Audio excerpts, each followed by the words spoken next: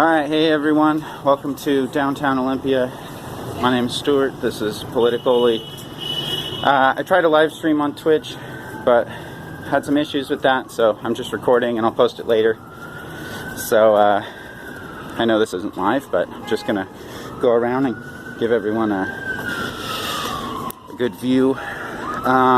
This is June 2nd in Olympia, Washington. Hold on.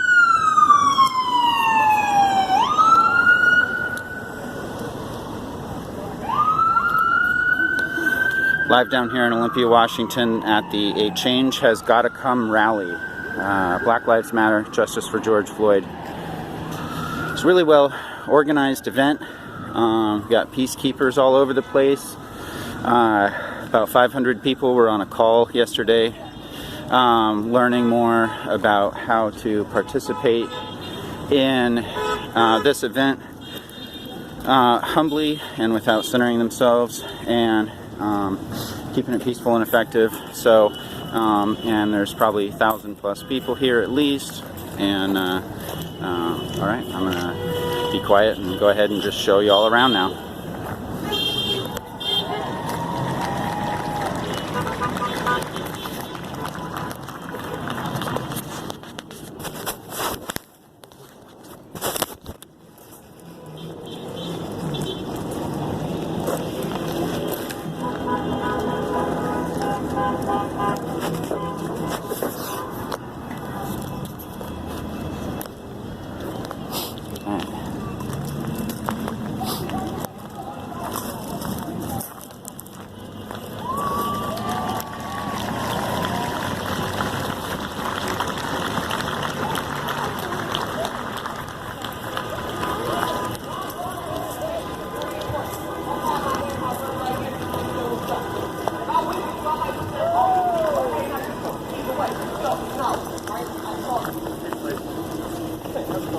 Non-verbal communication was very important. Too often when I was in the city, I would walk around saying hi to everybody because I'm not stranger than here. I used to be with this one. I never agreed to be on stranger than. I still speak to strangers that I don't know. They're like, do you know that person? Right? And I'd be so happy to see white people that I thought went to Edinburgh with me. You know, they all kind of dress the same. You know what I'm saying? Hey, how you doing? Like, damn, I'm gonna squish you in my first grade class. On my fourth period, my seminar. They don't want to see, right? No, seriously, and it makes me feel small. So I had to ask my roommate, is there something wrong with me or something wrong with the city? Because I go to a school in which they talk about how important we are. But on campus, you can speak. When you come out in the street, you don't see me.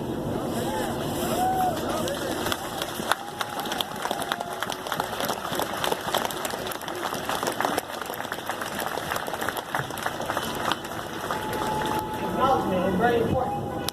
On March 12th this year, I got a phone call from my sister, one that I had a dream about for a year. And I told her that I was going to come. It's very hard to stand up for mental inequality. Let's say that again. Mental inequality. My sister called me crying, and she told me that my little brother had killed himself. My little brother was 23 years old. My mom passed away when he was 15, unexpectedly in the middle of the night.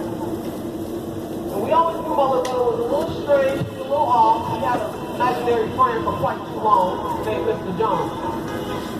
And on Thanksgiving and Christmas, he would get mad at my mom and then pick Mr. Jones a plate and put it at the table. Now my mom was a single parent, and she was like, I'm not wasting food on this imaginary friend. You need to get Mr. Jones some of your food off your plate. When my brother was serious, he would really cry and refuse to come to the table unless we made a plate for this imaginary person. So I knew my little brother was always a little different since a kid. I was like, oh, you can plate me, sure, that's fine, go ahead. Jones, child, what you thinking? Come on to the table. And he would seriously be there and talk to this person. So I used to play along with him. Yeah, Mr. Jones, how you doing? He's like, oh, you can see this Jones? I was like, yeah, he's 6 feet tall. He's like, no, he's short. Might have got on some high heels, I don't know. You never know, right? But seriously, mental illness of my little brother. was very, very, very hard to convince my black family that my little brother had something going on. When we had to I was like, I recognize that one.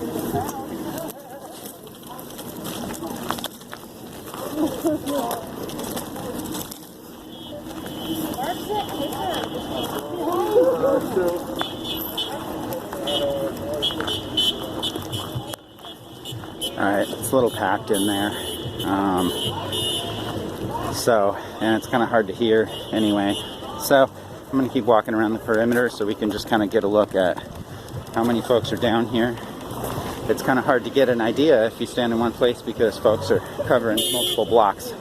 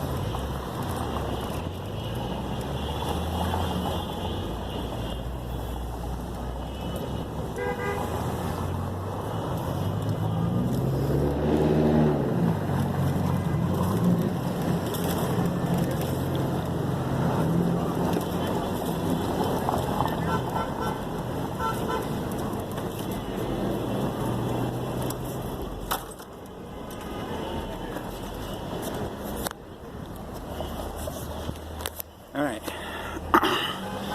so while I'm over here somewhere quiet and way more than 6 feet away from anyone, so I can lower the mask for a second, thought I'd go ahead and say hi. We're down here in Olympia, Washington. A Change Has Gotta Come rally and Black Lives Matter, Justice for George Floyd.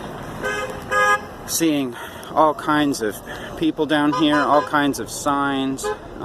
There's got to be at least 1,000 people here, maybe more. This is huge. It's well organized. It's very peaceful. It's the crowd driving by has been very supportive.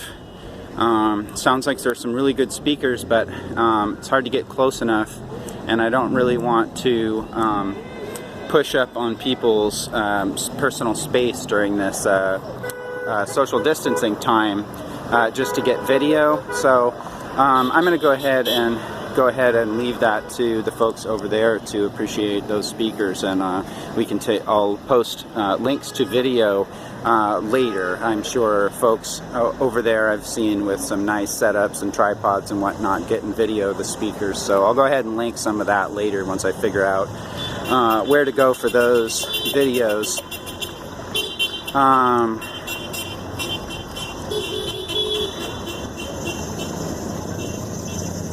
What to say at this point? I'm just appreciating that so many people continue to come out.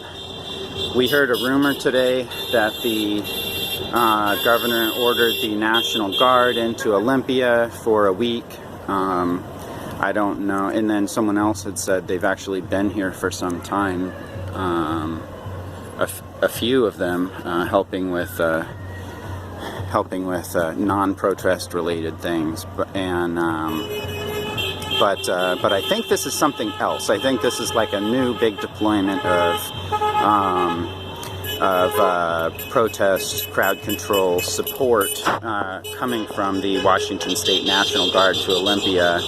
But I haven't heard any more about that, and this protest right now has been well publicized as family friendly and heavily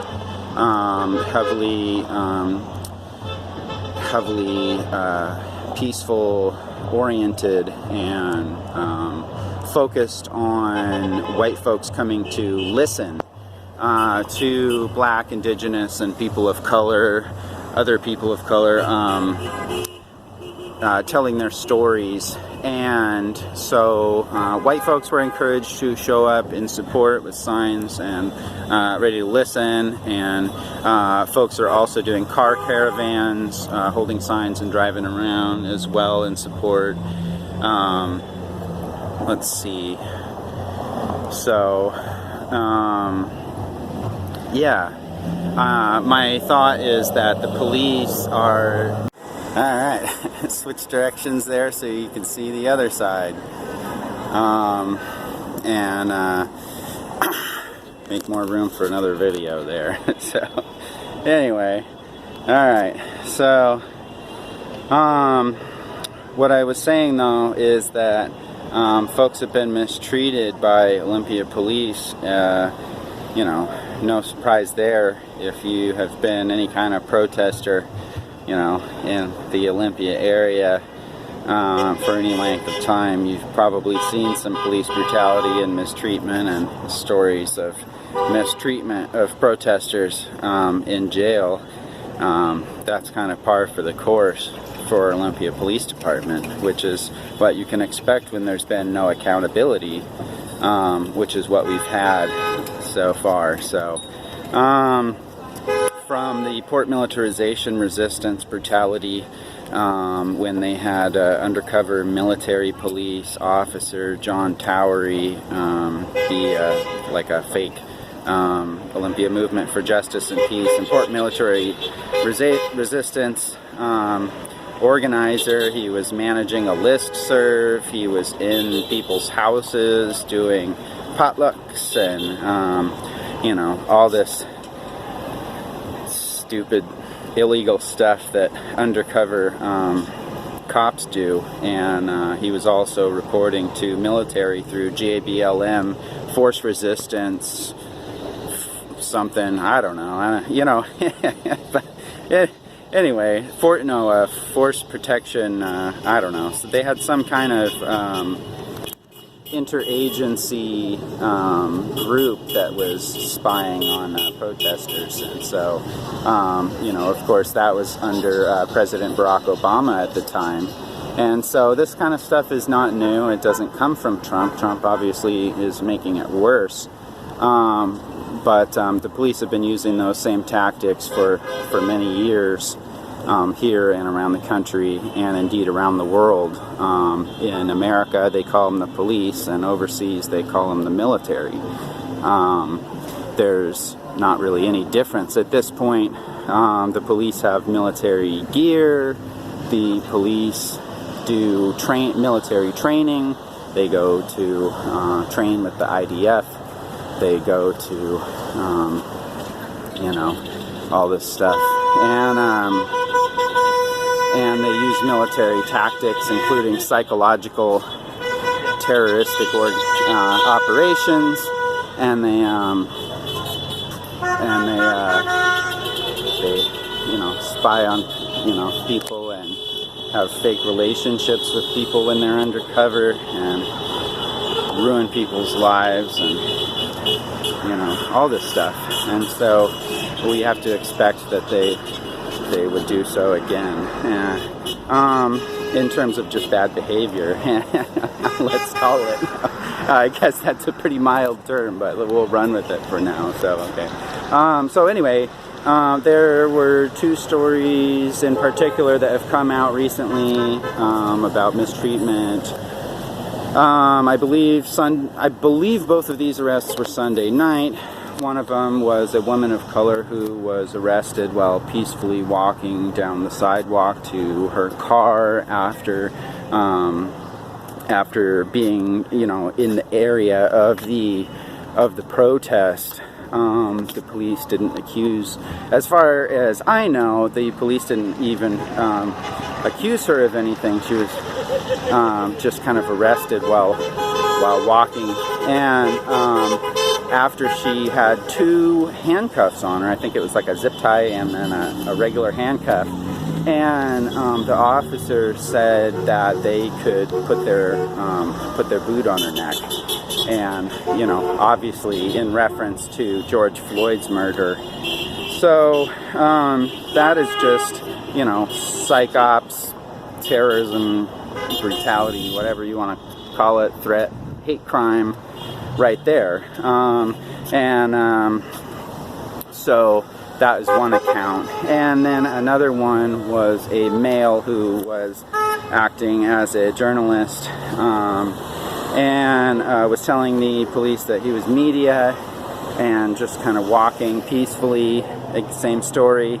And the police just went ahead and arrested him anyway, and wouldn't tell him why and what he was being charged or detained for, and didn't read him his rights. And then at the police station, they were strip searched and then put in the cell that was not sanitary, without given any soap to wash their hands, and essentially allegedly the Olympia police officers were joking that if they don't have coronavirus already, then they're going to get it now, and reportedly just made them basically beg for soap so they could wash their hands and try to stay healthy.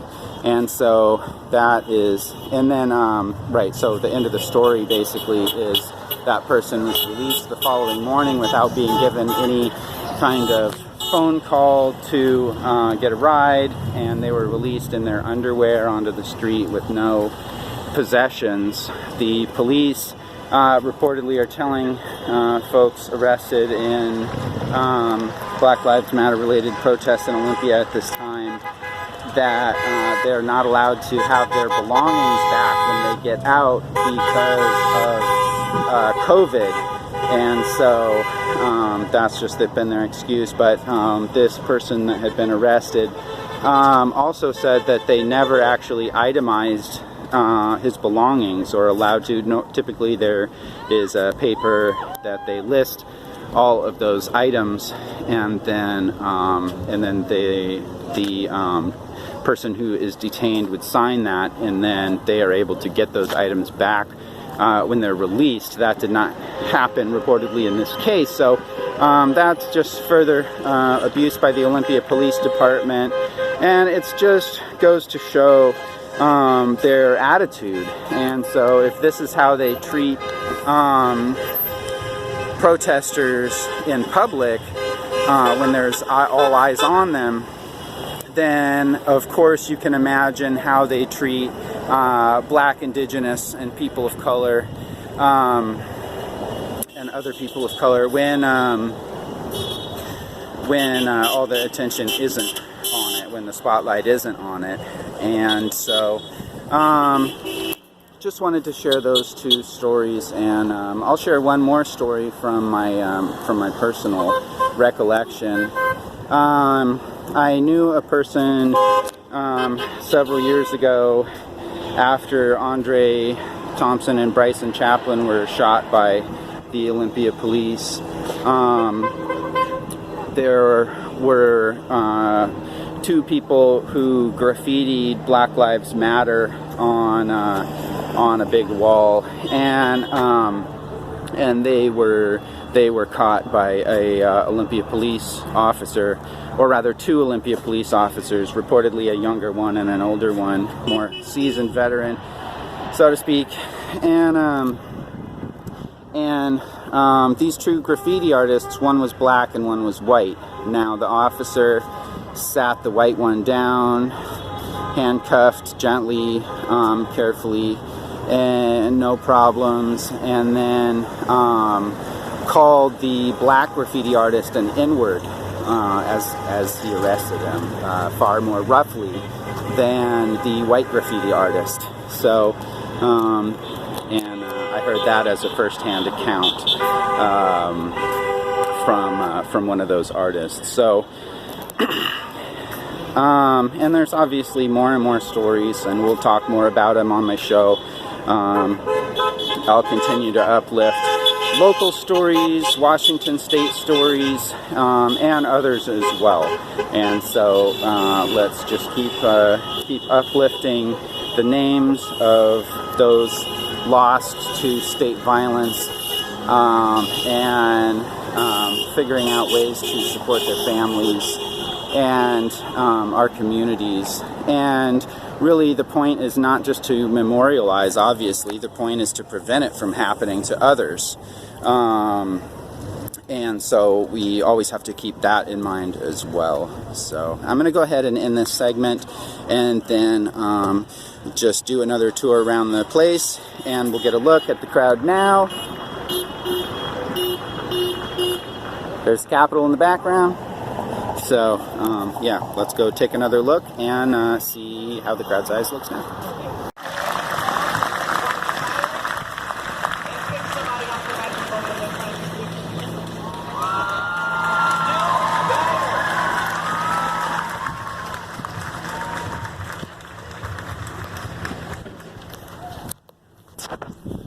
Alright, and there you have it. A change has got to come rally in Olympia, Washington, and I got to take off, so I'm going to leave it there, but glad you got to come along with me to see the crowd here, the excellent organizing, and